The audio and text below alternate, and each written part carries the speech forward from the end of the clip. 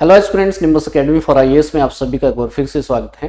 जैसे कि आपको पता ही है, एनसीईआरटीज़ की जो साइंस की जो बुक्स हैं उनको हम लोग सिंप्लीफाइड वे में जो है वो कवर कर रहे हैं। और इस सीरीज़ में हम लोगों ने 6th एनसीईआरटी जो है वो स्टार्ट की थी, जिसमें लास्ट लेक्चर में हम लोगों ने चैप्टर नंबर 1 और चैप्टर नंबर 2 की बात की थी, जिसमें हम लोगों को ये पता चला था कि फूड जो हम लोग यहाँ पे कंज्यूम करते हैं उसके सोर्सेज क्या होते हैं और फिर कंपोनेंट ऑफ फूड्स क्या होते हैं, जिनको जनरली हम न्यूट्रिएंट कहते हैं।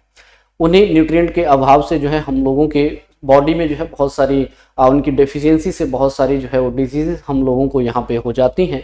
और बैलेंस डाइट का एक कॉन्सेप्ट हम लोगों ने थोड़ा सा जाना था। स्टूडेंट्स, आज के इस लेक्चर में हम लोग बात करेंगे चैप्टर नंबर 3 और 4 की, जिसमें से जो चैप्टर नंबर 3 है वो डील करता है फाइबर टू फैब्रिक। यानी कि इस चैप्टर का अगर मैं आप लोगों को कोर आइडिया दे दूं तो इसमें जस्ट आपको ये बताया गया है कि कैसे हम लोग एक फाइबर से जो है कपड़े का पीस जो है वो तैयार करते हैं, या फैब्रिक जिसे आप लोग कहते हैं वो तैयार होता है। इसमें ये दोनों वर्ड आप लोगों को समझना बहुत जरूरी है। फाइबर और फैब्रिक की ये बात कर रहा है। इसमें जस्ट आपको जर्नी बताई गई है कि कैसे फाइबर से ये जर्नी स्टार्ट होती है और किस तरह से फैब्रिक पे जो है वो एंड होती है। इसमें कोर आइडिया अगर मैं आपको बताऊं अगेन, तो इसमें आपको ये भी बताया गया है कि वैरायटी कौन कौन सी होती है हमारे पास फैब्रिक्स की, और उसके बाद जो है फाइबर जो होते हैं वो किस तरह के, यानी कि कितने टाइप्स के होते हैं, जिनमें जनरली नेचुरल और सिंथेटिक आपको मिलेंगे। उसमें एक आइडिया आप लोगों को दिया गया है कि जब आप लोग प्लांट फाइबर्स की बात करते हैं तो वो कहाँ कहाँ से मिलते हैं। दो यहाँ पे आपको कॉटन और जूट के बारे में बताया है, और फिर किस तरह से जो है हम लोग कौन सी वो प्रोसेसेस को इंक्लूड करते हैं जिनसे हमारे ये जो फाइबर्स हैं वो फैब्रिक्स में जो है वो कन्वर्ट किए जाते हैं। तो आइए जानते हैं इस चैप्टर में क्या कुछ इंपॉर्टेंट इन्फॉर्मेशन जो है वो आपके एग्जामिनेशंस के लिए जो है वो जरूरी है। फ्रेंड्स, सबसे पहले अगर आप फैब्रिक्स की बात करते हैं यानी कि कपड़े की बात करते हैं, तो ये जनरली आप लोगों को ये बताता है कि देखिए, एक क्लोथ यानी कि कपड़े का अगर आप यहाँ पे पीस देखेंगे तो ये पीस जो है बहुत सारे धागों से बना होता है, जिसको जर्नली आप लोग यहाँ पे लूज थ्रेड या फिर यान कहते हैं। यानी कि एक कपड़ा जो है वो यान से बनता है। पहली तो बात आप लोग यहाँ पे समझ लीजिए, लूज थ्रेड से जो है वो बनता है। फिर फ्रेंड्स, आप लोग देखेंगे तो इसमें आप लोगों को ये बताया गया है that a fibre is made up of यान अरेंज टुगेदर। यानी कि एक फैब्रिक जो है, यानी कि एक कपड़ा जो है वो बनता है धागे से जब उसको अरेंज किया जाता है एक साथ। लेकिन सवाल यहाँ पे आप लोगों से यही पूछा गया है कि व्हाट आर दीज यान मेड ऑफ, यानी कि ये जो धागा है ये बना किससे है, उसके बारे में आप लोगों से सवाल यहाँ पे किया गया है और आपको बताया गया है यहाँ पे कि किस तरह से बनता है। तो आइए उस चीज को थोड़ा सा देख लेते हैं। फ्रेंड्स, यहाँ पे एक एक्टिविटी आप लोगों को दी गई है। इसमें ये कहा गया है take out a yarn from a piece of the cloth cotton fabric. यानी कि ये कहता है कि कॉटन के एक कपड़ा लीजिए और उसमें जो यू कैन से एक धागे को बाहर निकालिए, और ये कहता है कि press one end of the yarn with your thumb. यानी कि आप यहाँ पे देख सकते हैं, इमेज में आपको दिखाया है कि एक तरह से आप क्या करिए, एक पर्टिकुलर धागा लीजिए, उस धागे को जो है फिर आप लोग अगर आप देखेंगे तो एक यू कैन से अपने अंगूठे से जब आप इसको दबाएंगे और उसके साथ साथ जो है इसको स्क्रैच जब आप करेंगे दूसरे एंड से, तो आपको ये पता चलेगा कि yarn split up into the thin strands. यानी कि ये जो धागा होता है इसमें भी जनरली आप ये देखते हैं कि ये बहुत छोटे छोटे बारीक जो है यू कैन से स्ट्रैंड से बना होता है। इन्हीं स्ट्रैंड्स को जनरली आप लोग जो है वो फाइबर कहते हैं। जैसे अक्सर आप लोगों ने देखा होता है जब निडल में एक धागा पिरोया जाता है तो उसमें भी जनरली आप देखेंगे तो उसके माउथ के ऊपर जो है बहुत पतले पतले जो है स्ट्रैंड्स आपको देखने को मिलेंगे। स्ट्रैंड्स एक्चुअली में उनको ही फाइबर कहा जाता है, ये यहाँ पे बताया गया है। तो यहाँ पे आप लोगों को एक चीज जो है वो थोड़ा सा आइडिया लगा होगा कि ये जो थिन स्ट्रैंड्स होते हैं of the thread that we see are made up of the still thinner strand called the fibres. यानी कि ये कहता है कि जो कपड़े का पीस है उसमें जो धागा है, उस धागे को जब आप लोग थोड़ा सा यू कैन से स्ट्रेच कर रहे हैं या स्क्रैच कर रहे हैं, उसमें जो बहुत पतले पतले से स्ट्रैंड्स निकलते हैं, उन स्ट्रैंड्स को जो है जनरली फाइबर कहा जाता है। ये आप लोगों ने थोड़ा ध्यान रखना है कि फाइबर और फैब्रिक, अब इन्हीं फाइबर से हम लोगों ने जो है वो फैब्रिक बनाना है, उसकी प्रक्रिया के बारे में आपको बताया है। अब ये कह रहा है कि fabrics are made up of yarn and yarn are further made up of the fibres. या फिर ये सिंपल सा आपको ये बता रहा है कि अब ये जो पर्टिकुलर कपड़े का पीस होता है, जब आप यहाँ पे देखेंगे तो फैब्रिक जो है वो धागे से बनता है, लूज थ्रेड से बनता है, यानी कि यान जिसे कहते हैं, और ये यान जो है वो बनता है एक्चुअली में फाइबर से। अब आप लोगों से अगेन यहाँ पे किताब में एक सवाल किया गया है कि where do these fibres come from. यानी कि ये कहता है कि अब ये जो फाइबर्स हैं, इनकी जो बहुत पतले पतले बारीक जो स्ट्रैंड्स हैं, ये आते कहां से हैं, उसके बारे में आप लोगों से एक क्वेश्चन यहाँ पे किया गया है और उसका आंसर फिर आप लोगों को दिया गया है। ये कहता है कि जो फाइबर्स होते हैं, जैसे आप लोग देखेंगे such as cotton, jute, silk, wool, ये हम लोगों को ऑब्टेन होते हैं प्लांट से और एनिमल से। रिमेंबर फ्रेंड्स, जो फाइबर्स हम लोगों को यहाँ पे प्लांट और एनिमल से मिलते हैं उनको जनरली हम नेचुरल फाइबर्स कहते हैं। यानी कि फाइबर्स जो है फ्रेंड्स, ये हम लोगों को प्लांट और एनिमल से मिलते हैं, पहली तो बात। यानी कि टाइप ऑफ फाइबर्स की बात करेंगे तो सबसे पहला आ जाएगा नेचुरल फाइबर्स हमारे पास होते हैं, जिनमें कुछ एक एग्जांपल्स जो हैं वो आप लोगों को यहाँ पे दिए हैं। उसके साथ फ्रेंड्स अगर आप देखेंगे तो यहाँ पे आपको ये भी बताया हुआ कि fibre are also made from the chemical, यानी कि यहाँ पे बोला गया है कि कुछ केमिकल सब्सटेंसेस को जो है यूज करके भी हम लोग क्या करते हैं, जनरली फाइबर्स जो हैं उनको बनाते हैं। और ये जो फाइबर्स होते हैं इनको जनरली आप लोग क्या कहते हैं, सिंथेटिक फाइबर जो है वो कहा जाता है। यानी कि ये कह रहा है कि जो केमिकल सब्सटेंस है which are not obtained from the plant और द एनिमल सोर्सेज, इनको जनरली सिंथेटिक फाइबर जो है वो कहता है। जैसे पॉलिएस्टर, नाइलॉन और एक्रिलिक जो है, ये कुछ आप लोगों को एग्जांपल देखने को मिलेंगे सिंथेटिक फाइबर्स के। यानी कि इस चैप्टर में कोर्स कॉन्सेप्ट क्या है कि टाइप ऑफ फाइबर क्या है, तो यहाँ पे एक तो नेचुरल हो जाएगा, एक सिंथेटिक हो जाएगा। और फिर आप लोगों को यहाँ पे बताया गया है एक्चुअली में कुछ प्लांट फाइबर्स के बारे में, क्योंकि फाइबर का सोर्स अगर आप नेचुरली भी देखेंगे तो आप लोगों को क्या मिलेगा, एक तो हो जाएगा प्लांट और दूसरा हो जाएगा एनिमल। बट यहाँ पे प्लांट की बात जो है वो की गई है। एनिमल्स की जैसे फॉर एग्जांपल वूल आपको मिलता है, सिल्क आपको मिलता है, सिल्क वॉर्म के द्वारा जो है वो बनाया जाता है। लेकिन इस चैप्टर में जस्ट आप लोगों को एक कॉन्सेप्ट सा बताया गया है कि कुछ प्लांट फाइबर्स के बारे में आइए जानते हैं, ये बताया गया है।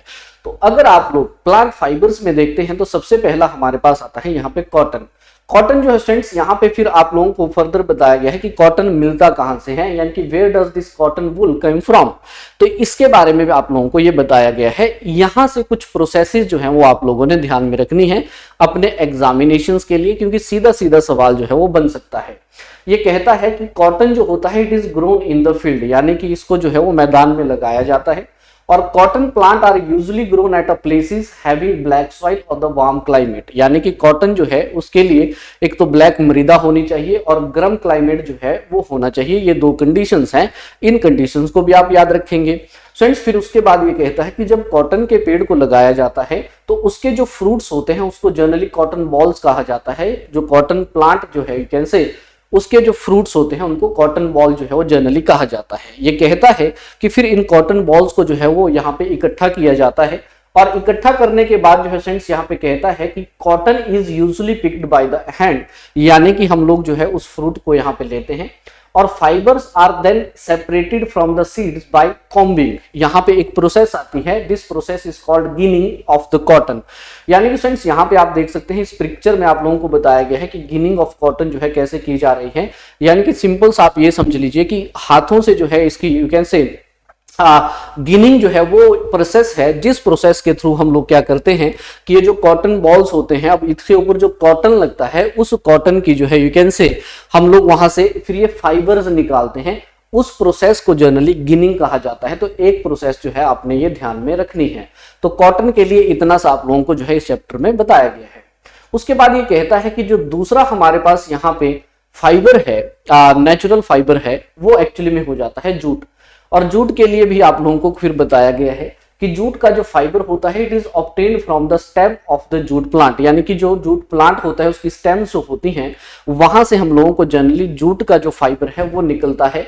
और भारत में जूट जो है वो मेनली उगाया जाता है वेस्ट बंगाल, बिहार और आसाम में। ये तीन प्लेसेस जो हैं आप लोगों को यहाँ पे मेंशन किए गए हैं। फ्रेंड्स अब ये जूट के फाइबर कैसे निकलते हैं उसके बारे में हल्का सा आप लोगों को बताया गया है कि जूट की जो स्टेम्स होती हैं, the stems of the you can say harvested plant are immersed in the water for a few days. आप लोगों ने अक्सर गांव में भी जनरली देखा होगा कि गांव में भी जब सेल निकाला जाता है यू कैन से जो प्लांट होते हैं तो उसमें जनरली आप लोगों को ये बताया जाता है मलबेरी का प्लांट जो है उसको पानी में भिगो के जो है बहुत सारे दिनों तक रखा जाता है, और जिसकी वजह से क्या होता है उस प्लांट में जो है वो लूज हो जाता है पूरी तरह से, और जो स्टेम्स होती हैं rot and fibres are separated from by the hand. यानी कि जब वो देखते हैं आप पानी में बहुत सारे दिनों तक उसको रखते हैं तो फिर उसके बाद वो लूज हो जाता है, फिर वहीं से जो है वो एक्चुअली में उसके फाइबर को निकाला जाता है। तो जूट को निकालने की ये प्रोसेस जो है ये भी आप लोग थोड़ा सा ध्यान में रख सकते हैं। तो इसमें जनरली आप लोगों को अगर आप देखेंगे स्टूडेंट्स यहाँ पे यू कैन से आप लोगों को ये बताया गया है कि जो फाइबर निकाला जाता है वो जनरली आप लोग अगर कॉटन की बात करेंगे तो यहाँ पे गिनिंग प्रोसेस यूज होती है, और जब जूट की बात करते हैं तो उसको पानी में भिगो के जो है बहुत सारे समय तक वहां से फिर फाइबर निकाले जाते हैं। लेकिन आप लोगों को ये पता है फ्रेंड्स कि फाइबर से हम लोग अब धागा बनाएंगे, यानी कि यान जो है वो बनाते हैं।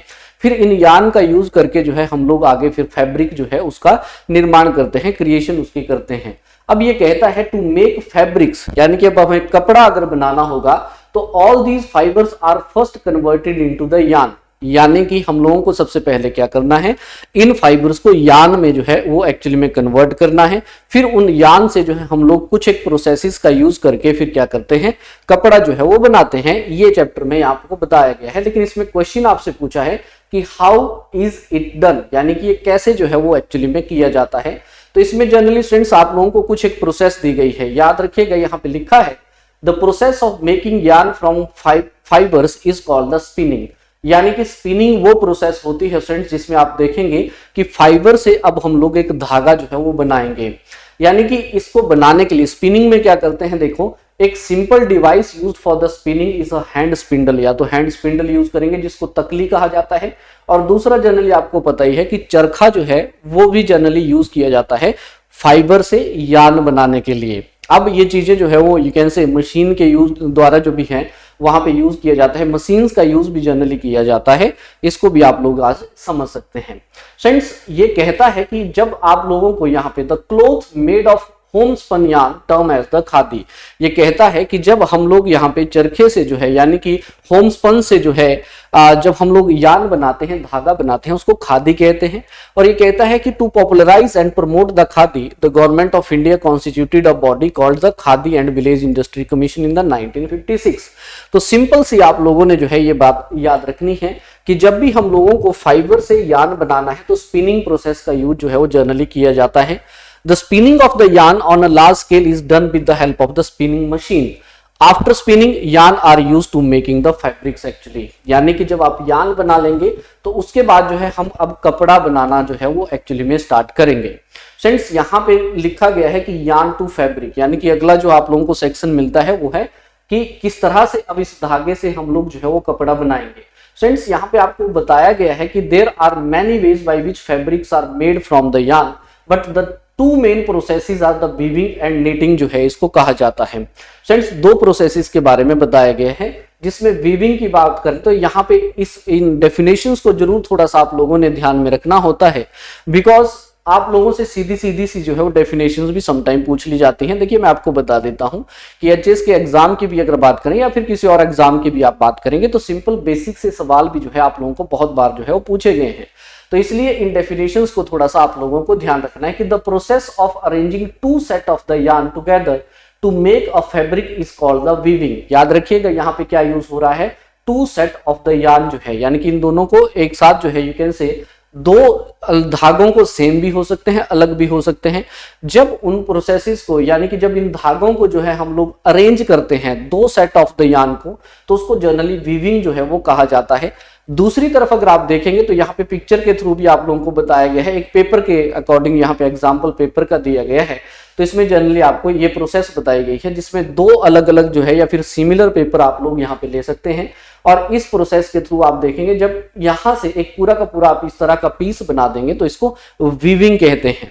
वहीं दूसरी प्रोसेस के बारे में आप लोगों को यहाँ पे बताया गया है फ्रेंड्स, यहाँ पे ये भी बात की गई है कि weaving of the fabric is done on the looms also and the loom are either hand operated or the power operated। यानी कि आप यहाँ पे पिक्चर के थ्रू देख सकते हैं ये हैंड लूम है, तो लूम्स जो है ये एक्चुअली में यूज किया जाता है कि वहां से फिर आप अलग अलग जो है यू कैन से यार्न्स लेंगे और उन यार्न्स को जो है जब वीव किया जाएगा तो उसके बाद ही जो है यहाँ पे यू कैन से आप लोग जो है वो फैब्रिक बनाएंगे। अब ये लूम या तो हैंड ऑपरेटेड हो सकती हैं या फिर पावर ऑपरेटेड हो सकती हैं। उसके बाद दूसरी प्रोसेस के बारे में बताया गया है निटिंग के बारे में। ये कहता है कि निटिंग अ सिंगल यार्न, अब यहाँ पे शब्द देखिए ध्यान से रखिएगा, वहां पे टू यार्न थे, यहाँ पे सिंगल है। In knitting a single yarn is used to make a piece of the fabric. इसमें जनरली आपको ये बताया गया है। तो वीविंग और यू कैन से निटिंग के बारे में आप लोगों को बताया गया है। इसमें ये कहता है, जैसे आप लोग जनरली देखते होंगे स्वेटर्स जब मदर्स बनाते हैं, यहाँ पे आप लोगों को बताया भी गया है, यू कैन से, है ना, चाहे सॉक्स होगी, चाहे यू कैन से स्वेटर्स होगी, कोई भी इस तरह की चीज जिसमें जनरली आपको देखेंगे दैट एक सिंगल यार्न जो है उसको यूज किया जाता है एक तरह के फैब्रिक बनाने में, उसको जनरली नीटिंग कहा जाता है। अब यहाँ पे एक चीज जो है आप लोगों ने ध्यान में रखनी है कि knitting is done by the hand और ऑल्सो ऑन द मशीन, यानी कि जब आप लार्ज स्केल पे करते हैं तो जनरली मशीन्स का जो है वो यूज किया जाता है, तो उस प्रोसेस में जो है जनरली आप देखेंगे तो उसको नीटिंग कहा जा रहा है। तो ये दो डेफिनेशंस आपने याद रखनी है। स्टूडेंट्स, इस चैप्टर में जनरली मैं आपको बता दूं, this is nothing history of clothing material, इतना ज्यादा कुछ है नहीं, बट जो चीज आप लोगों को ध्यान में रखनी है वो है ये। तो सबसे पहले हमारे पास कॉटन रोल था, उस कॉटन रोल से बाय प्रोसेस ऑफ गिनिंग हम लोगों ने जो है फाइबर निकाला, और उसी फाइबर से फिर हमने स्पिनिंग की मदद से यार्न बनाया, और उसी यार्न को जो है हम लोगों ने नीटिंग और वीविंग की प्रोसेस से जो है हम लोगों ने फैब्रिक जो है वो तैयार किया। ये कोर कॉन्सेप्ट है आपके इस पूरे चैप्टर का कि कैसे फाइबर से हमारे पास जो है वो फैब्रिक बना। फ्रेंड, अगर हम लोग इस चैप्टर को पूरी तरह समराइज करें तो समरी में आप लोगों को चीजें देखने को मिलेंगी कि there is a variety of the clothing material और द फैब्रिक, यानी कि अगर आप बात करेंगे फैब्रिक्स तो हमारे पास कई तरह के होते हैं, जैसे कॉटन है, सिल्क है, वुल है, पॉलिस्टर है। फिर उसके बाद ये बताया है आप लोगों को कि fabrics are made from the yarn, यानी कि एक कपड़ा जो है वो धागे से बनता है, और धागा जो है वो बहुत सारे फाइबर्स को एक साथ जोड़ के जो है वो बनाया जाता है by the process of the spinning. Then उसके बाद आप लोगों को यही बोलता है कि फाइबर आर आइदर नेचुरल और सिंथेटिक, यानी कि ये दो तरह से हो सकते हैं। Cotton, wool, silk and jute ये कुछ नेचुरल फाइबर्स हैं, जबकि नायलॉन और पॉलिस्टर की अगर आप बात करेंगे तो ये कुछ सिंथेटिक फाइबर्स हैं। ये कहता है कि fibres like cotton and jute are obtained from the plant, और the process of making yarn from fibres is called the spinning, और the fabric from yarn is made by weaving और knitting. तो ये कोर कॉन्सेप्ट था इस तीसरे chapter का, जिसमें फाइबर टू फैब्रिक की बात जो है वो की गई है। तो जर्नल सा कॉन्सेप्ट आप समझिए कि किस तरह से एक फाइबर से जो है धागा, और धागे से जो है फिर एक कपड़ा जो है वो बनाया जाता है, ये इस चैप्टर में बताया गया है। आइए मूव करते हैं और बात करते हैं हमारे अगले चैप्टर की, और चैप्टर नंबर 4। देखिए फ्रेंड्स, सीधी सी डेफिनेशंस जो हैं वो आप लोगों से पूछी जाती हैं, तो इसलिए थोड़ा सा आप लोगों ने ध्यान जो है वो रखना है। देखिए क्वेश्चन नंबर 4 जो है वो जनरली डील करता है the sorting material into the groups, यानी कि ये कहता है कि जिस तरह से यहाँ कॉन्सेप्ट आप समझिए कि इसमें सिंपल सा आप लोगों को ये बताया गया है कि जब आप अपने आसपास के जो ऑब्जेक्ट देखते हैं तो उन ऑब्जेक्ट में जनरली आप ग्लास भी देखा होगा, आपने प्लास्टिक भी देखा होगा, आपने मेटल या स्टील भी देखा होगा, इस तरह के बहुत सारे ऑब्जेक्ट आप देखते हैं, लकड़ी आप लोगों ने देखा, वो सारी चीजें। ये कहता है कि ये जो मटेरियल होते हैं हमारे आसपास, इनको हम किस तरह से ग्रुप कर सकते हैं। इस चैप्टर में आपको बताया गया है कि ग्रुपिंग क्यों जरूरी होती है हमारे लिए, और अलग अलग हम मेटल्स को, ये माफ कीजिएगा, जो भी हमारे पास यहाँ पे यू कैन से मटेरियल हैं, उन मटेरियल को किस तरह से हम लोग सॉर्ट आउट कर सकते हैं, ग्रुप्स में डिवाइड कर सकते हैं। यानी कि सिंपल सा आइडिया क्या है कि प्रॉपर्टीज ऑफ मटेरियल जो है फ्रेंड्स, ये एक्चुअली में कोर कॉन्सेप्ट है इस particular you can say chapter का। इसमें लिखा है कि we have seen that our food and cloth have so much variety in them, यानी कि चाहे आप पहले दूसरे चैप्टर में खाने की बात कर लीजिए, चाहे फिर आप लोग यू कैन से फाइबर्स की बात कर लीजिए, फैब्रिक्स की बात कर लीजिए, तो हम देखे हैं कि दोनों ही पर्टिकुलर चीजों में आपको बहुत सारी वैरायटी देखने को मिलती है।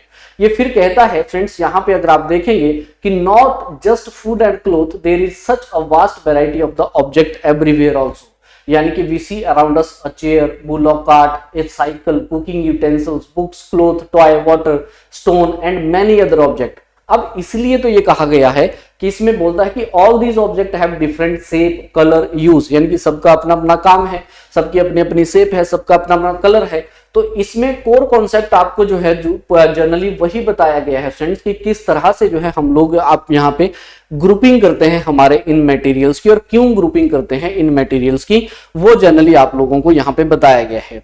तो सबसे पहली चीज जो ध्यान रखनी है वही है कि all object around us are made of one और मोर मटेरियल, यानी कि हमारे आसपास जितने भी ये ऑब्जेक्ट हम देखते हैं, इन ऑब्जेक्ट को अगर आप देखेंगे, हो सकता है कि कोई एक पर्टिकुलर ऑब्जेक्ट जो है वो एक ही मटेरियल से बना हो, या पॉसिबिलिटी ये भी है कि एक ही पर्टिकुलर ऑब्जेक्ट को बनाने के लिए हम मल्टीपल जो है वो मटेरियल यहाँ पे यूज करते हैं। स्टूडेंट्स ये जो चैप्टर रहेंगे ये आप लोगों को हायर क्लासेस की जब एनसीईआरटी हम करेंगे वहां भी आपको बहुत सारे काम आने वाले हैं, बिकॉज ये बहुत इंपॉर्टेंट है हम लोगों को जानने के लिए। हायर क्लासेस में फिर हम लोग जो है इन चीजों को देखेंगे। फ्रेंड्स यहाँ पे ये कहता है कि these materials may be glass, metal, plastic, wood, cotton, paper, mud और सॉइल। लेकिन यस ये बता रहा है हम लोगों को कि हमारे आसपास के जो ऑब्जेक्ट हैं generally they are made up of more one और मोर मटेरियल्स, और इसमें कुछ एक मटेरियल के बारे में जो है वो मेंशन किया गया है जो आप लोग यहाँ पे अपने आसपास दे सकते हैं। अब यहीं पे जो है आप लोगों के लिए ये क्वेश्चन जो है वो अराइज कर देता है कि जब आप लोग इन मटेरियल्स की बात करते हैं तो इन मटेरियल्स में जनरली आप देखेंगे तो ये कहता है कि object around us are made of different materials at time an object is made of a single material and object could also be made of many material. ये कहता है फ्रेंड्स कि जो भी हमारे आसपास जो ये ऑब्जेक्ट हैं या तो आप देखेंगे ये किसी एक मटेरियल से बने होंगे या फिर मल्टीपल मटेरियल एक ऑब्जेक्ट को बनाने के लिए हम लोगों ने यूज किए होंगे। अब यहाँ पे क्वेश्चन आप लोगों से ये अराइज करता है कि what decide which material should be used for making any given object. अब यहाँ पे ये सवाल देखता है और ये बताता है कि हम लोग कैसे डिसाइड करते हैं कि किसी एक पर्टिकुलर मटेरियल को हम लोगों को किसी एक एनी गिवन ऑब्जेक्ट को बनाने के लिए यूज करना चाहिए या फिर यूज करते हैं या फिर कैसे डिसाइड करेंगे। फ्रेंड्स यहाँ पे ही आप लोगों को बताया जाता है it seems that we need to know more about the different material, और डिफरेंट मटेरियल को जानने के लिए आप लोगों को फिर कैसे जाना जा सकता है उनकी प्रॉपर्टीज को। इसलिए आप लोग देखेंगे तो इसमें प्रॉपर्टी ऑफ मटेरियल जो है वो आप लोगों को जनरली बताया गया है। तो फ्रेंड्स यहाँ पे हम पूरे डिटेल चैप्टर में नहीं जाएंगे, कोर कॉन्सेप्ट क्या है उस चैप्टर का वो मैं आपको बताऊंगा। तो सिंपल सा ये समझ लीजिए कि मटेरियल जो हमारे आसपास हैं उन मटेरियल्स की प्रॉपर्टी के अकॉर्डिंग हम उनको बाइफरकेट कर सकते हैं, जिसमें से सबसे पहली आप लोगों को देखने को मिलेगी अपीयरेंस, यानी कि हम किसी एक ऑब्जेक्ट को या फिर मटेरियल को, माफ कीजिएगा, हम लोग किसी मटेरियल को जान सकते हैं उसकी यू कैन से अपीयरेंस से। जैसे फॉर एग्जांपल कुछ एक मटेरियल जो होंगे, अपीयरेंस की मतलब बोलने का क्या है, कुछ एक मटेरियल देखने में काफी डल हो सकता है और कुछ एक मटेरियल जो है काफी शाइनी होते हैं। ये प्रॉपर्टी है हमारे मटेरियल्स की। तो बहुत सारे, जैसे गोल्ड की बात करते हैं आप लोग तो काफी शाइनी जो है वो गोल्ड हम लोगों को देखने को मिलता है। ऐसे ही कुछ एक पर्टिकुलर मटेरियल हमारे पास होंगे जो बहुत डल जो है वो देखने में होते हैं। तो एक जो तरीका है हमारे पास वो है अपीयरेंस, जिससे हम लोग यहाँ पे क्या कर सकते हैं, the wood look very different from the iron. Simple सी बात है। तो यानी कि अपीयरेंस जो है वो हम लोगों को बताती है एक्चुअली में उसकी प्रॉपर्टी के बारे में कि कैसा है। तो यानी कि अगर यू कैन से चमकदार है तो वो अलग हो जाएगा, अगर थोड़ा सा डल है तो वो फिर अलग हो जाएगा। तो एक तो हमारे पास ये प्रॉपर्टी है। दूसरा आप लोगों को यहाँ पे बताता है फ्रेंड्स कि जब यू कैन से दैट यहां पे लिखा गया है कि we choose a material to make an object depending on its property and the purpose for which the object is to be used, right? तो यहां पे सिंपल सा बताया है कुछ प्रॉपर्टी में, जिसमें मैंने आपको पहला बता दिया अपीयरेंस जो है वो एक प्रॉपर्टी होती है। अब ये कहता है, देखो यहाँ पे the material that have such lustre are usually metals, यानी कि जो चमकते हैं वो जनरली मेटल्स होते हैं। और आयरन, कॉपर, एल्यूमिनियम, गोल्ड जो है वो कुछ एग्जाम्पल दिए हैं मेटल्स के। ये सिंपल सा, यानी कि जो चमकता है मटेरियल वो जनरली मेटल होता है, ये आपको ये बता रहा है। तो इस तरह से हम बाइफरकेट करते हैं। दूसरा आप लोगों को ये बताता है कि हार्डनेस जो होती है फ्रेंड्स, ये भी एक प्रॉपर्टी होती है जिसके थ्रू हम लोग क्या कर सकते हैं, उन मटेरियल्स को सेपरेट कर सकते हैं। बिकॉज यहाँ पे देखता है कि material which can be compressed और stretched easily are called soft, while the some other materials which are difficult to compress are called the hard। इसमें एग्जांपल्स दिए हैं, जैसे कॉटन और स्पॉन्ज जो हैं ये सॉफ्ट हो जाएंगे, while आयरन जो है वो एक्चुअली में हार्ड हो जाएगा। तो इसलिए जब आप यूज की बात करेंगे तो ऑब्वियसली सबका अपना अपना यूज है। और कैसे हम डिसाइड करेंगे कि चेयर बनाने के लिए हम लोगों को आयरन यूज करना है, स्टील यूज करना है, ना कि कॉटन और इस तरह की चीजें, बिकॉज उसकी जो हार्डनेस है वो भी कहीं ना कहीं मैटर हम लोगों को यहाँ पे करती है। तो एक प्रॉपर्टी हार्डनेस हो जाती है, जिससे हम मटेरियल जो है फ्रेंड्स यहाँ पे क्या कर सकते हैं, सेपरेट कर सकते हैं। दूसरा आप लोगों को ये बताता है कि आप किसी एक पर्टिकुलर मटेरियल की प्रॉपर्टी जो है उसके सॉल्युबल और इनसॉल्युबल तरीके से भी देख सकते हैं। यानी कि अगर आप पानी को देखें और पानी में अगर आप कोई मटेरियल डालते हैं तो अगर वो पूरी तरह से पानी में घुल रहा है तो इसका मतलब उसकी प्रॉपर्टी कैसी है कि वो सॉल्युबल है पानी में। और अगर कोई मटेरियल आप लोग यहाँ पे डालते हैं तो जो कि इनसॉल्युबल होता है वो जनरली इनसॉल्युबल हो जाएगा, यानी कि जो घुलेगा नहीं वो इनसॉल्युबल हो जाएगा। तो generally some substances dissolve in water और कॉल्ड इन द सॉल्युबल, और substances do not mix with the water उनको जनरली आप लोग क्या कहेंगे, इनसॉल्युबल कहते हैं, राइट। और यहां पे एक छोटी सी बात आप लोगों को बताई गई है जो बहुत इंपॉर्टेंट आपके लिए हो सकती है, सीधी स्टेटमेंट बन सकती है। Remember one thing, do liquids are dissolve in the water, यानी कि क्वेश्चन आपसे पूछा है कि क्या पानी में लिक्विड जो है वो डिसॉल्व हो सकता है, पूरी तरह से घुल सकता है। तो सिंपल सी एक एक्टिविटी दी है और उस एक्टिविटी के थ्रू आप लोगों को ये बताया गया है, we notice that some liquid get completely mixed with water and some other do not mix with water. Simple सा आपने ध्यान रखना है कि जरूरी नहीं है कि सारे ही लिक्विड जो है वो पानी में घुल जाएं, कुछ घुल सकते हैं और कुछ नहीं घुल सकते। तो इसलिए स्टेटमेंट बन सकती है यहाँ पे सीधी ऑल, यहाँ पे वो लिख सकता है कि all liquids get completely mixed with the water. तो इसलिए वहां पे थोड़ा सा आप लोगों ने ध्यान रखना है कि यहाँ पे बात की गई है कि जरूरी नहीं है सभी लिक्विड जो है वो पानी में मिले। तो इसलिए आपको इस चैप्टर में जो है वो बताया गया है। फ्रेंड्स, उसके बाद अगर आप देखेंगे, यू कैन से आप लोगों को यह भी बताया गया है some gases are soluble in water whereas other are not, यानी कि जरूरी नहीं है कि सभी की सभी गैसेस जो है वो पानी में घुल जाएं, कुछ नहीं भी घुल सकती हैं। ये बात भी आप लोगों ने याद रखना है। जैसे फॉर एग्जांपल दिया है कि oxygen gas dissolve in the water is very important for the survival of the animals and the plant that live in the water. Obviously तो ऑक्सीजन जो है वो डिसॉल्व हो जाती है, लेकिन जरूरी नहीं है कि हर एक जो हमारे पास गैस है वो डिसॉल्व हो जाए। तो लिक्विड और गैसेस के लिए ध्यान रखना है।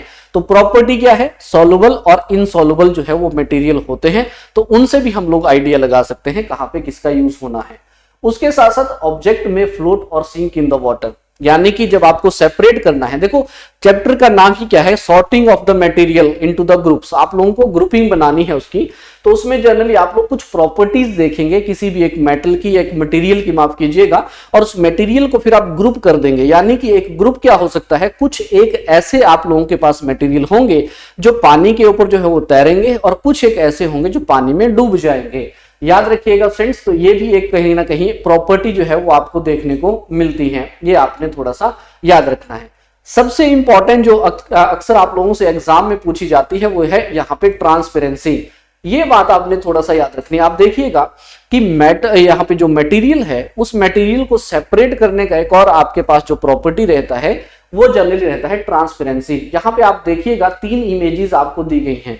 अब एक इमेज ऐसी है जिसमें आप लोग जो है पूरी तरह से देख सकते हैं, यू कैन से जैसे ग्लास इज द एग्जांपल, तो ग्लास के आमने सामने जो है आप लोग यहाँ पे देख सकते हैं। कुछ एक में आप लोग देख तो सकते हैं लेकिन बहुत ब्लर जो है वो दिखेगा, और कुछ एक ऐसे आपके पास मटेरियल होंगे जिनके आसपास आप आर पार आप कुछ भी नहीं देख सकते, जैसे ग्लास और लकड़ी। तो ग्लास जो है उसके आर पार आप देख सकते हैं, लेकिन जब आप लकड़ी की बात करते हैं तो लकड़ी के पास जो है यू कैन से आर पार आप नहीं देख सकते। तो ट्रांसपेरेंसी जो है वो भी एक प्रॉपर्टी हो सकती है इन मटेरियल्स को ग्रुप करने के लिए।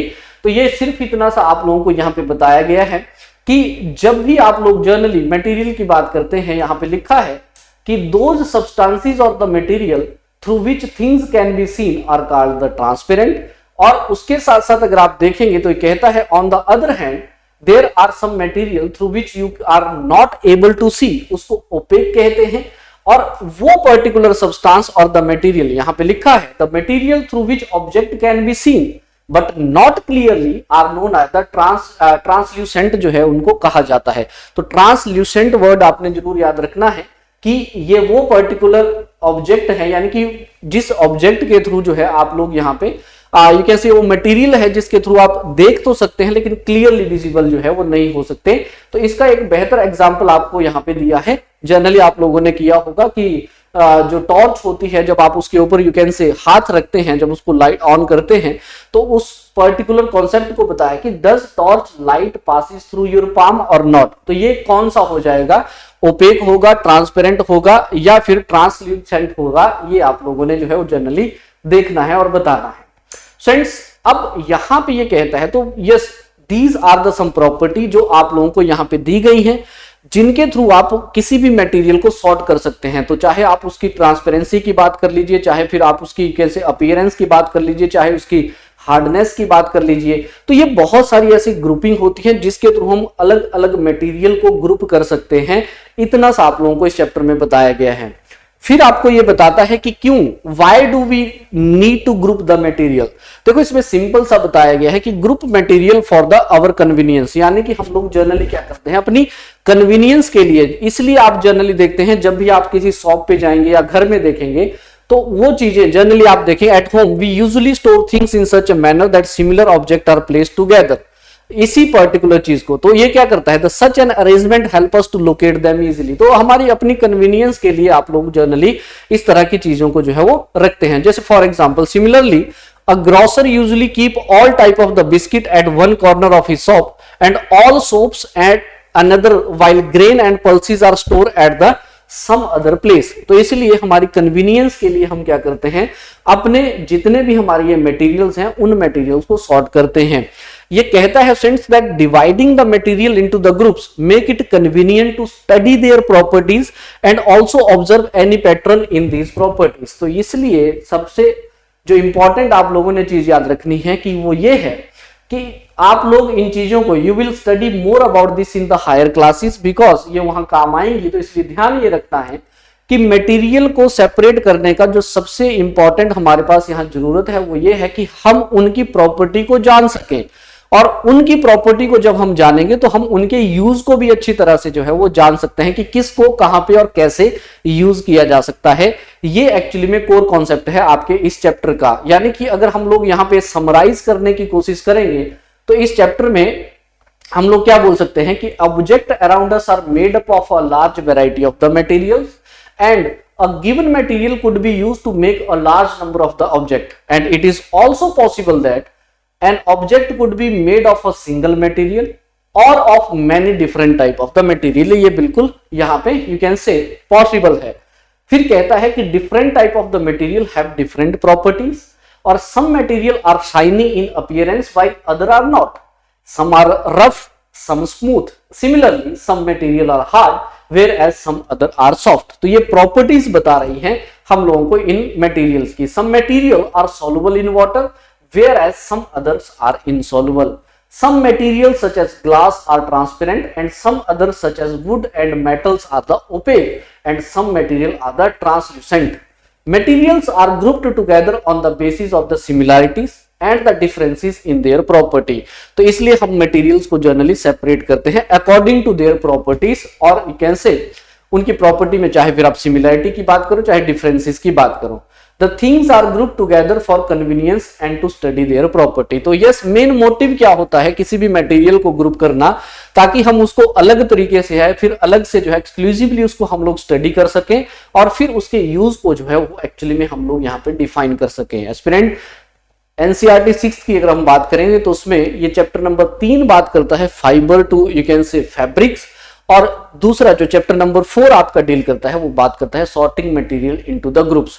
तो पहला हमारा फूड था, दूसरा कंपोनेंट ऑफ द फूड था, तीसरा अगर आप देखेंगे तो फाइबर टू फैब्रिक, और फोर्थ वन जो चैप्टर है हमारा वो है sorting material into the groups. देखिए एक एक दो चैप्टर हम करके जाएंगे और जैसे बड़ी क्लासेस में हम लोग यहाँ पे पहुंचेंगे तो फिर वहां पे मैं रिवीजन आपको इन सारी चीजों का करवाऊंगा ताकि आप लोगों को वो याद आ जाए कि ओके इसके बारे में हमने वहां पे सीखा था और इसकी एप्लीकेशन जो है अब मुझे यहाँ पे देखने को मिल रही है। तो अभी हम फाउंडेशन क्रिएट कर रहे हैं और इन सभी चीजों की एप्लीकेशन जो है हम लोग फिर वहां पे बाद में यूज करेंगे। तो ये था चैप्टर नंबर 3 और 4 of the 6th NCERT science किताब का। तो फिर अगर लेक्चर आपको पसंद आए तो लाइक जरूर कीजिएगा। मुलाकात होगी नेक्स्ट लेक्चर में जिसमें हम चैप्टर नंबर 5 और चैप्टर नंबर 6 की जो है वो बात करेंगे। राइट, तो आज के इस लेक्चर में इतना ही। Thank you so much.